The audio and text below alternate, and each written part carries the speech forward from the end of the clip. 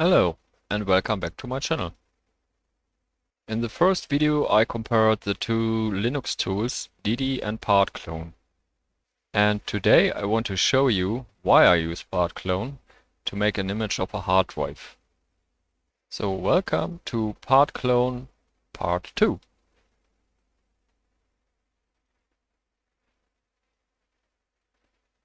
Basically I use it to shrink a file system.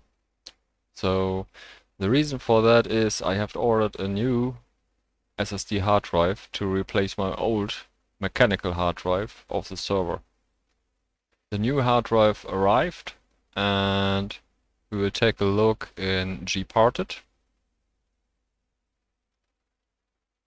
And now it's time to format it so that I can later put on my image of the server back onto the new drive. Because the old hard drive had around 500 gigabyte. And the new SSD drive is a bit smaller with around 480 gigabyte. In the first video I made an image of this ext4 drive. But what I was completely missing is the grub 2 core image. So this one here. And it is flagged as a BIOS grub. Basically, this is just an empty space of 1 megabyte. Well, later on the grub 2 core image will be installed by the grub loader. In order to make my server work, I need to install it in the exact same order. The grub image should go here, and the rest of the partition will be used for the SDA2, where the whole server file system will be hosted. Unfortunately, in gparted, I didn't see any formats of partition tables that present the grub2 image. Although I know it's a GPT table, so I will set that up with GDisk. So let's close gparted and head right into our root terminal. Here we will give the command lsblk again to get a better overview. Here we can see our newly added SSD drive on SDA1. So I will type in the command gdisk device SDA, and it's already configured with an empty GPT table. To get a list for the commands, I type question mark. I wanted to show me some detailed information on the partition, so I type I, and it straight away tells me there are no partitions. In this case, I will add a new partition. I type N, and it will be our first partition. Our first sector starts at 34, and I want it to be 1 megabyte in size, so I don't need to know the last sector, just I type in plus 1M. And now it asks me what type of file system to put in. In this case, I know it's EF02, but if you are not sure or want to inform yourselves about how many different types of file systems are out there, just press L and enter again. And it will come up with a variety of file systems that you can use to format a hard drive. And the list goes on and on and on with Android and so on. But here at page 4 or so, I spot my EF02 BIOS boot partition. That is what we are gonna use to recreate the grub bootloader. On the other side, it's interesting to see how many types of file systems are out there. But let's head back to the command line where I have to enter the code.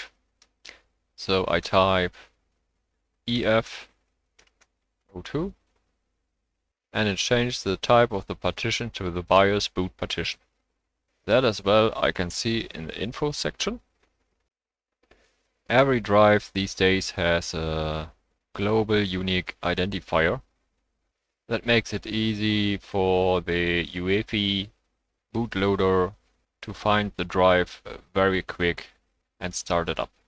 These partition GUID codes have a standard code, so it makes it easy for the BIOS to recognize what kind of file type system is on the hard drive and in the partition. Our last step is now to write the table to the disk, and we will exit this program. I will type W, and it asks me if I want to proceed. Just a reminder, if you have any data left on the hard drive, you should save it before this process. I hit Y, and it tells me the operation has completed successfully.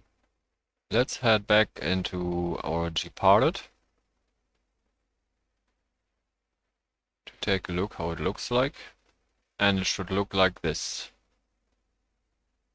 I guess the exclamation mark tells us that there's no known file system on the drive. If it looks any different from this, then you have to wipe out the whole GPT table and restart the whole process again. Basically, you can wipe out the whole drive with dd, but I will leave you the commands for that down in the description area.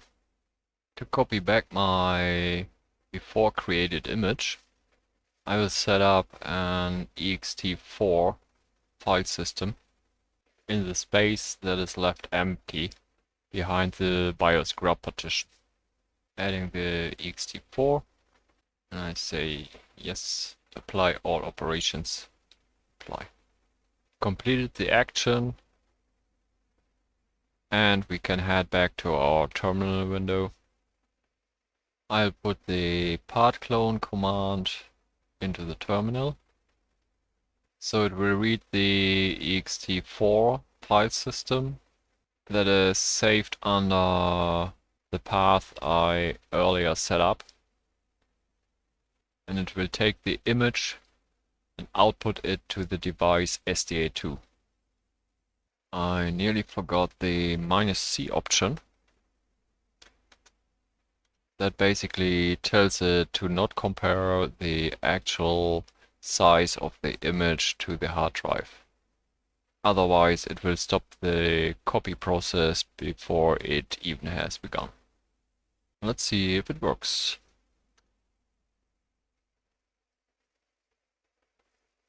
And as you can see right now, it gave us out an error. And of course it didn't work out.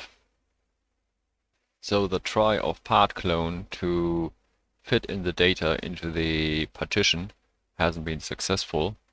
So we need to get rid of the argument -C. But before we do that, we have to switch to another bigger hard drive to shrink the partition manually. I've just plugged in a bigger hard drive called SDA with 1.8 terabyte. And if I go after the handbook, PartClone says that it wants a ext4 file system, or at least a partition to put it onto. To acquire that, we will open our gparted again. Here we will add a new partition. Just a primary partition, ext4, and we will accept, apply, and it successfully created our partition. So we will head back to our terminal window and try to unpack the image again onto the newly created partition SDA1. Now we will give it the string again with PartClone ext4, and it's saved on our external hard drive and we will output it to SDA1 this time. Hit enter and PartClone will start the process.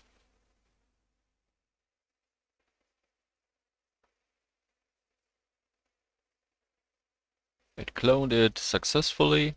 All we have to do now is shrinking the partition again with gparted. And before we do that, we have to check our file system because it came up with an exclamation mark. Here we will hit check, apply. And now it checks the partition.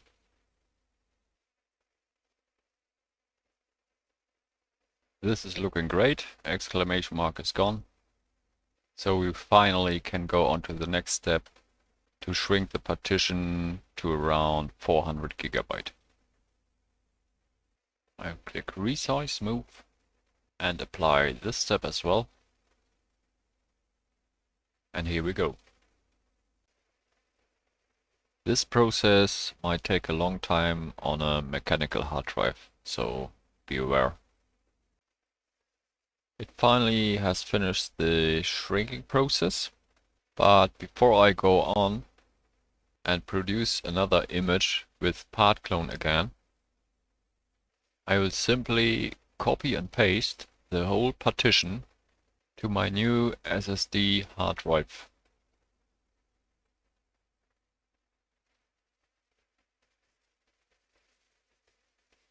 This spares us some time without having to use PartClone again and makes the process a bit faster. We'll hit paste and apply. After the copy process, I will grow the partition to use the rest of the available space on the hard drive.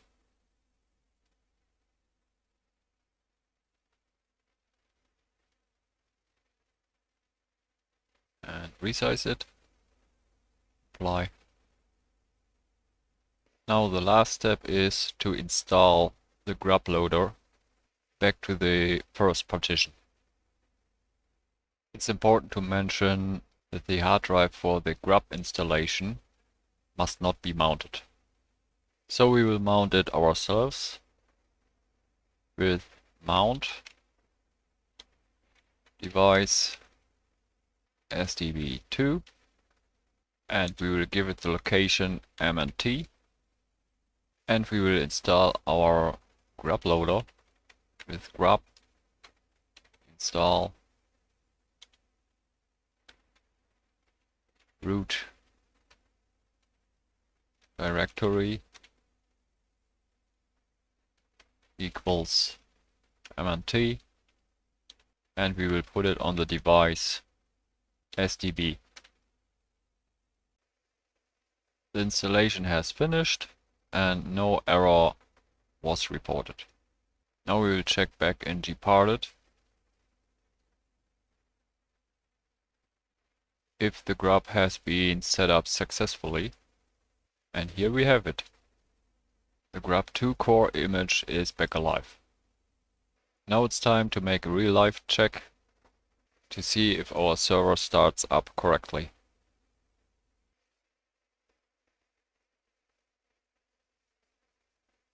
So it looks like the server is starting up.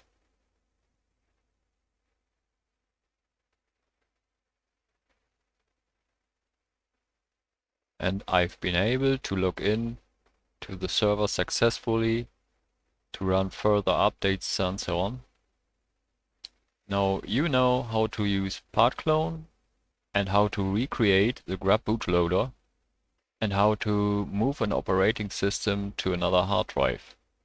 So thank you for watching. As always, please hit the like and subscribe button, and I wish you a nice day. Bye for now.